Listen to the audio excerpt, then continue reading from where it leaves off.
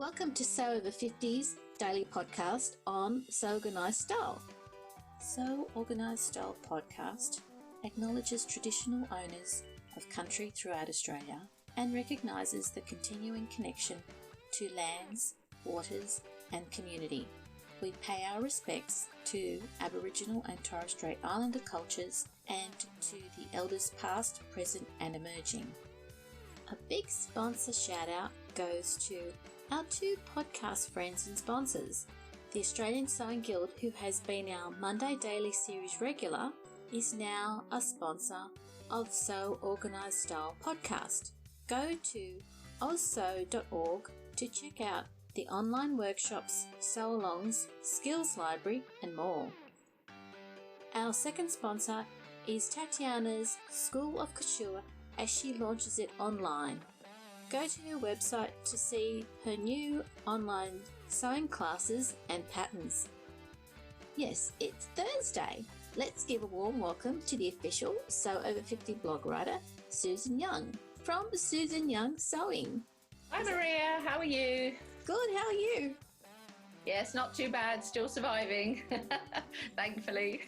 It's good to hear that things are picking up now. Yeah, it feels like there's a bit of normality returning to the UK now, just gently. Not all countries though. Wales and Scotland are still slightly more locked down than England, but people are starting to venture out again a bit more, which is good. It feels a bit more normal when you're out in the streets, although the shops aren't open yet, but I think they'll follow fairly soon. Let's keep our fingers crossed for that. True.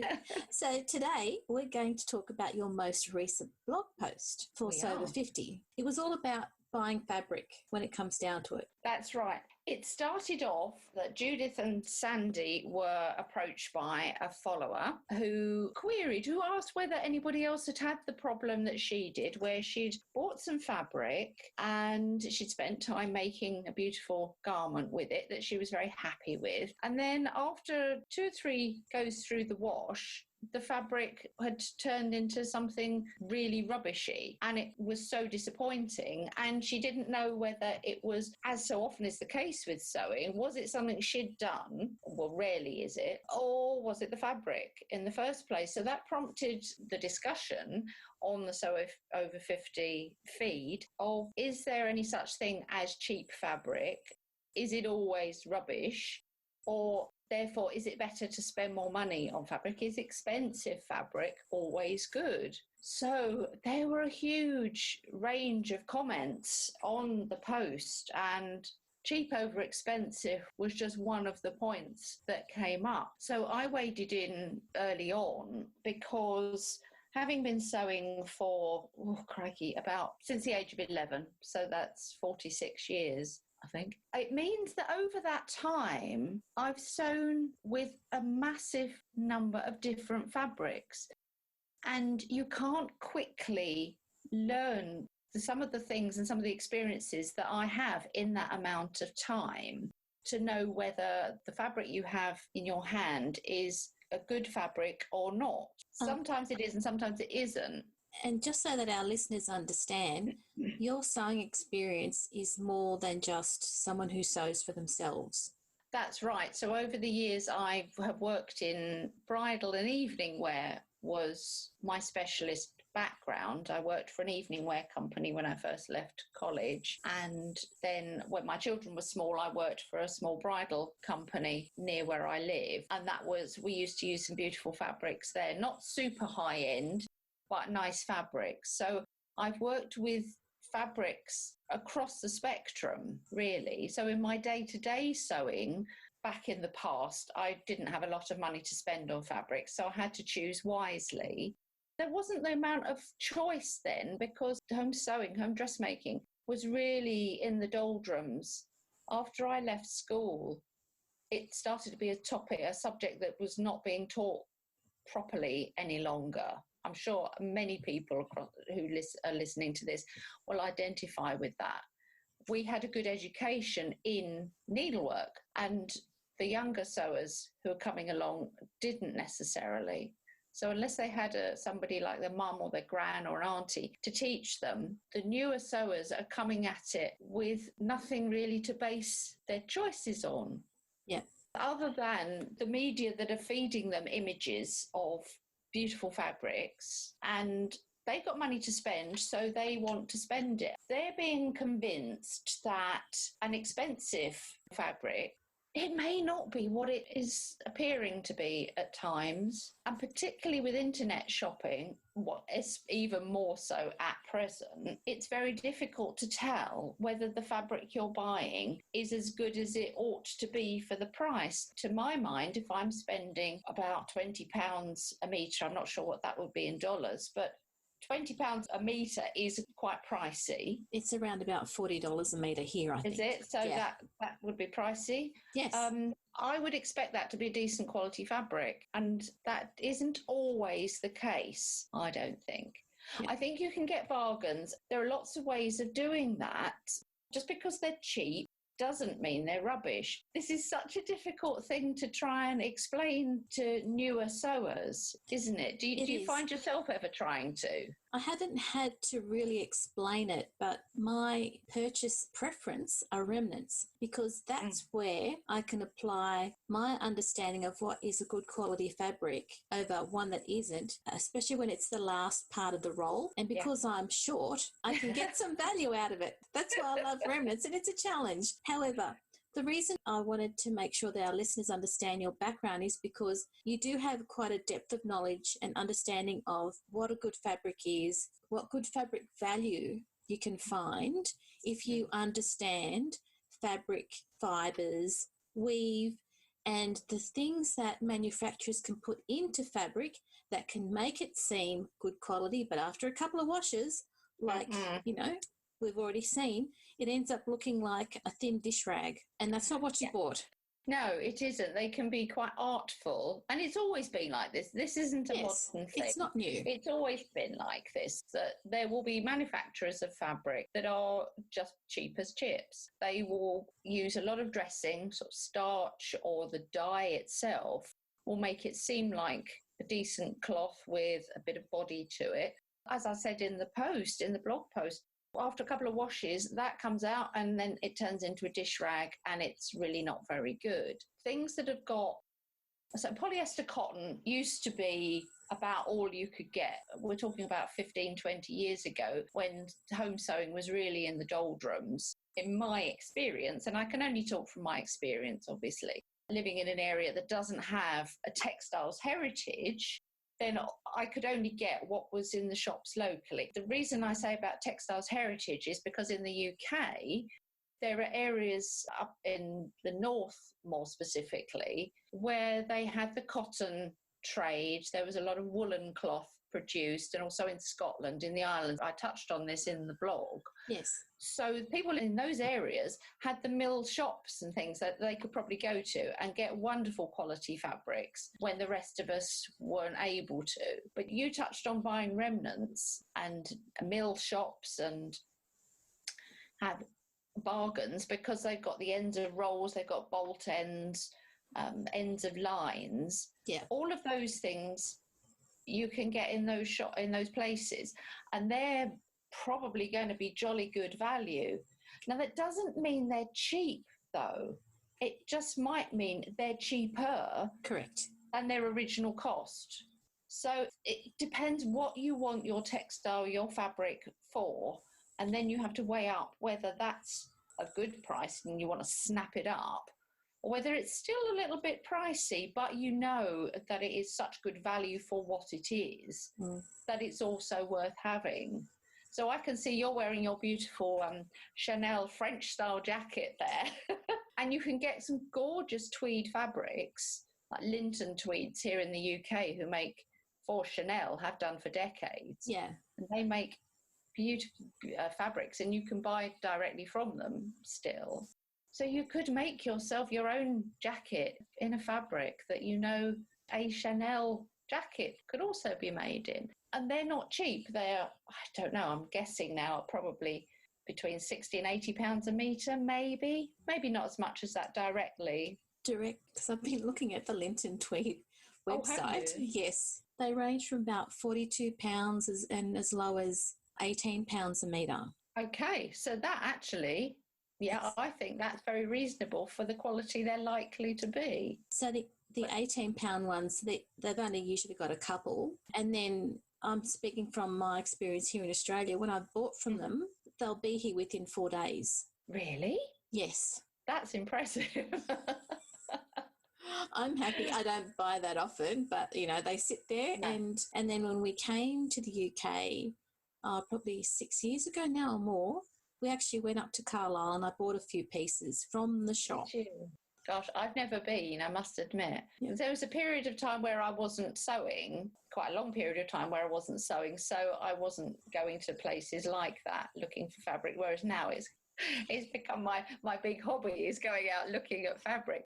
And don't get me wrong, I don't always buy. Just because I go out, it's like almost a spectator sport to go out and just stroke fabric and see fabric. And I love to go with my friends, and I'm a terrible enabler. So if I go fabric shopping with friends, quite often they'll come home with more than me. But I find they like to pick my brains, and I'm about fabric, and I'm more than happy to do that. I just love looking at fabric, discussing fabric, and just sharing that interest, that hobby, that activity with my new sewing friends. Yeah. Because most of them are younger than me.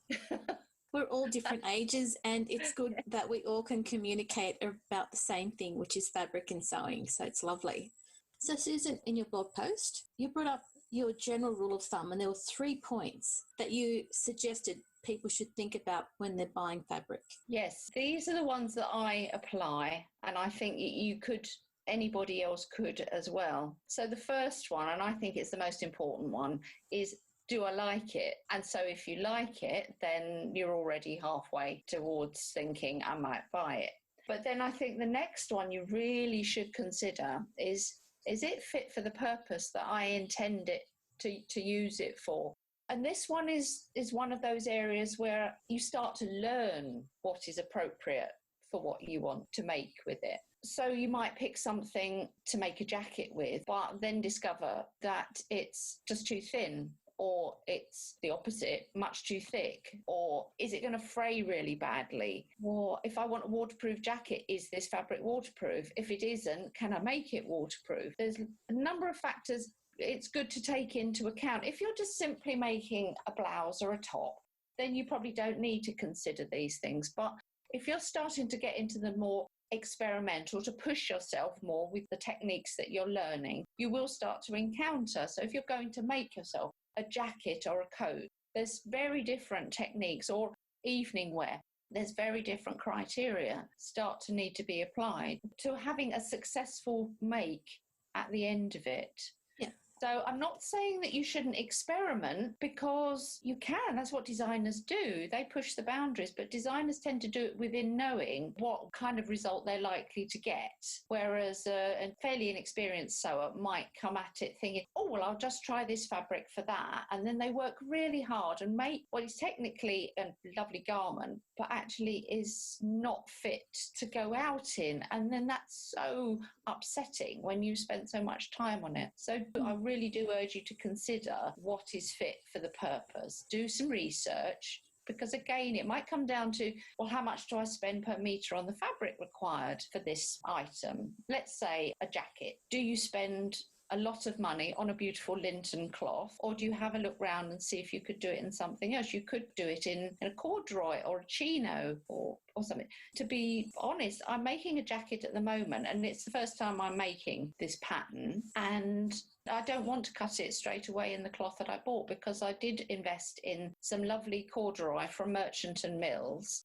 which their fabrics are very nice, but they are on the pricey side. People would say that they're good quality, but I'm making up what has become known as a wearable toile. That wasn't even a thing back in the day, but No. it is now.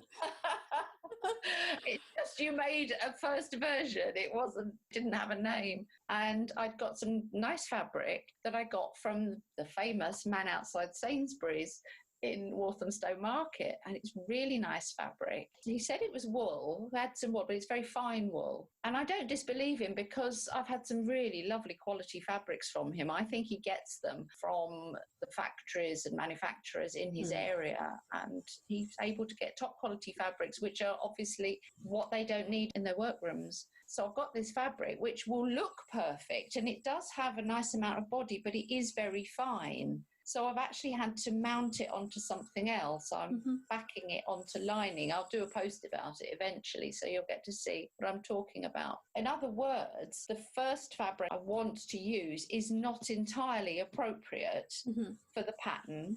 Yeah. But I have a technique in which I can give it more body. I can make it more suitable. And I'm hoping that it will turn into a successful garment. My final criteria is, do I really need it? So that's my favourite. So I don't know. In the end, only the individual can decide they really need it, because no, probably not. But want, that's another matter, isn't it? Yeah. That comes down to being the individual choice. So if you know in your heart that you don't need it, then walk away. I am quite good at walking away. I don't often just make a completely rash purchase that I regret. I've got a couple of things, but they're not generally expensive. So near to me, there's a market, and there's a chap there. Again, I think he gets his fabrics from small factories and workrooms. So the things that he only has sort of 4 or 5 meters, maybe a little more sometimes.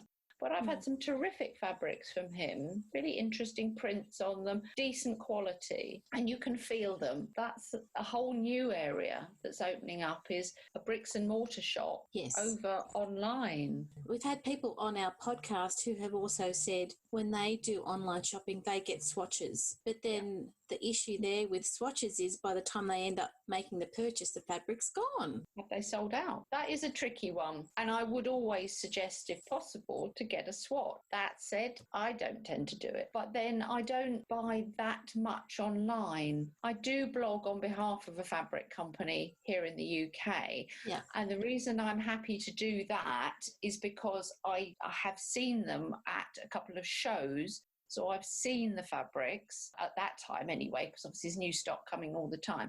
I've seen the quality of the fabrics that they have, and I like the quality of what I saw then, and I know that the fabrics that they have online are of good quality. They're just a husband and wife team, and they're so involved in the sewing community. They want the customer to be happy. They are very much about pleasing their clientele. When it comes to online shopping, as you say, there's a lot of companies now setting up, small companies setting up, selling fabric. It's hard to be, I don't want to be critical at all, because it's a terrific way of people, very often women, setting up and running their own business in a way that works for them. They can work from home, they've often got small children, and they can run it alongside full-time work of some other kind completely. So it's terrific that we as a community can support these small online shops. And I gravitate towards the ones that first of all have the sort of fabrics that I like, the designs that I like to see.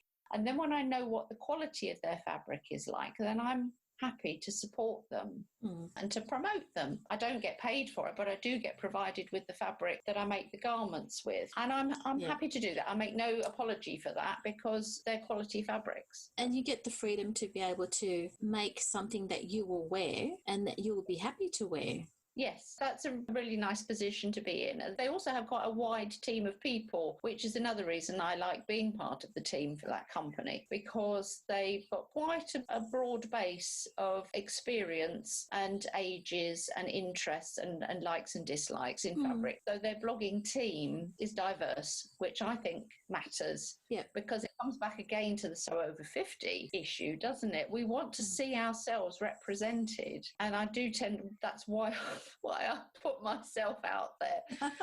Because above all, I love sewing and dressmaking, and I love communicating that with other people and wanting to share the stuff I've learned. Because if I can prevent someone having an expensive disaster, then I would love to be able to do that. I want to be a critical friend, not just critical. Yeah. And that can be very difficult with online. I know it can.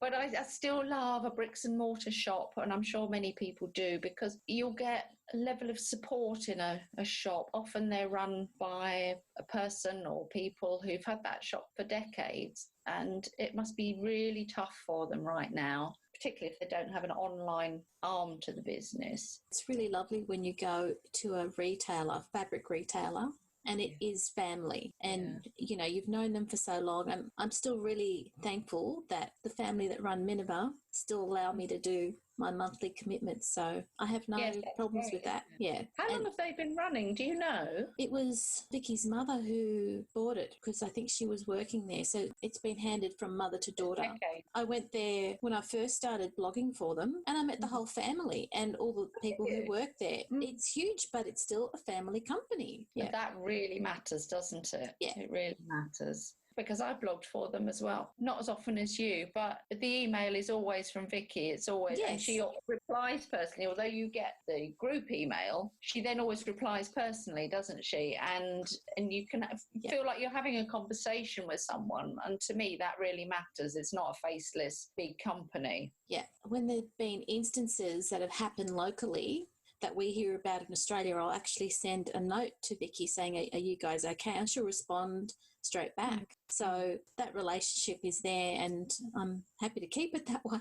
Yeah, definitely. So I'm fortunate in being close to London, obviously. I've got a wealth of shops and markets that I can go to, and they're great. But because not everybody has that, you know, particularly Australia, for example. You could be hundreds and hundreds of miles from the nearest shop of any kind, never mind a fabric shop. So online is the only option for people. So I'm not going to knock it in that respect, because it really serves a purpose. It enables people to continue sewing and dressmaking in a way they wouldn't have been able to in the past. They would have just had to wait until the next time they went to the big city, presumably, to buy everything they needed then.